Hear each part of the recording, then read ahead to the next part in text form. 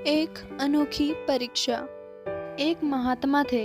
वह प्रतिदिन अपने शिष्यों को लेकर नदी किनारे स्नान करने जाया करते थे। स्नान के उपरोक्त वह अपने शिष्यों से कहते, नदी के इर्द गिर्द के वृक्षारोपण तथा बीमार पशु पक्षियों की सेवा किया करो। महात्मा जी स्नान करके लौटते तो रास्ते में रहने वाले एक भिखारी के दर्शन अवश्य करते थे तथा जल की बाल्टी से उसे भी स्नान करा दिया करते थे। महात्मा जी जब भी भिखारी को स्नान कराते तो शिष्य एक दूसरे से चर्चा किया करते, आखिर महात्मा जी उस भिखारी के दर्शन क्यों करते हैं, अपने हाथों से उसे स्नान क्यों कराते हैं, उसके शरीर पर तो कितने घाव हो रहे हैं, मुंह से दुर्गंध भी आती है, भला ऐसे मनुष्य के दर्शन करने से उन्हें क्या पुण्य मिलेगा। एक दिन महात्मा जी बीमार हो गए। उन्होंने अपने शिष्यों से कहा, मैं तो नदी स्नान पर नहीं जा सकता। हाँ, जब तुम लोग स्नान करके लौटो तो उस भिखारी को भी अपने हाथों से स्नान करा देना। यह सुनकर सभी शिष्य एक दूसरे का मुंह देखने लगे।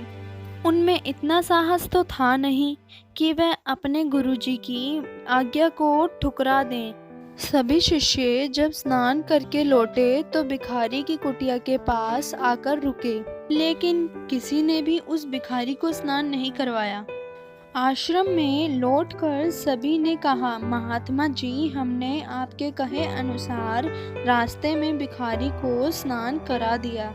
महात्मा जी ने एक नज़र से शिष्यों के मुखड़े को निहारा और मुखड़े की भाषा मन ही मन पढ़कर वह भाप गए, यह सभी झूठ बोल रहे हैं। उन्होंने उस भिखारी को स्नान नहीं करवाया। शिष्यों की परीक्षा लेते हुए वह बुखार में ही भिखारी की कुटिया पर गए तो भिखारी सो रहा था। वह तुरंत नदी पर गए, वहां से स्वच्छ जल अपने पात्र में भरकर लाए, फिर भिखारी को उठाकर उसे स्नान करवाया तथा उसके दर्शन किए। इसके बाद वह आश्रम में लौटकर शिष्यों से बोले, तुम सब ने मुझसे झूठ बोला है। यह सुनकर सभी शिष्यों के चेहरे शर्म से झुक गए। तभी एक शिष्य ने हिचकिचाते हुए पूछा, गुरुजी, आखिर क्या वजह है जिसके कारण आप इस भिखारी की इतनी सेवा करते हैं। महात्मा जी ने कहा, वह तुम्हारी नज़र में एक तुच्छ भिखारी है, जबकि मेरी नज़र में वह केवल एक मनुष्य है और वह एक ऐसा मनुष्य है जिससे सभी मनुष्य घृणा करते हैं। मैं नहीं चाहता कि मेरे शिष्य भी एक मनुष्य होकर किसी दूसरे मनुष्य से घृणा करें। यह सुनकर सभी शिष्यों को जब सही कर्तव्य का बोध हुआ तो वह महात्मा जी से क्षमा याचना करते हुए बोले, हमसे भूल हो गई थी, हमें क्षमा करें, अब भविष्य में ऐसी भूल नहीं होगी। महात्मा जी मुस्कुराते हुए बोले, मुझे अफसोस है कि मेरी परीक्षा में तुम सब फेल हो गए।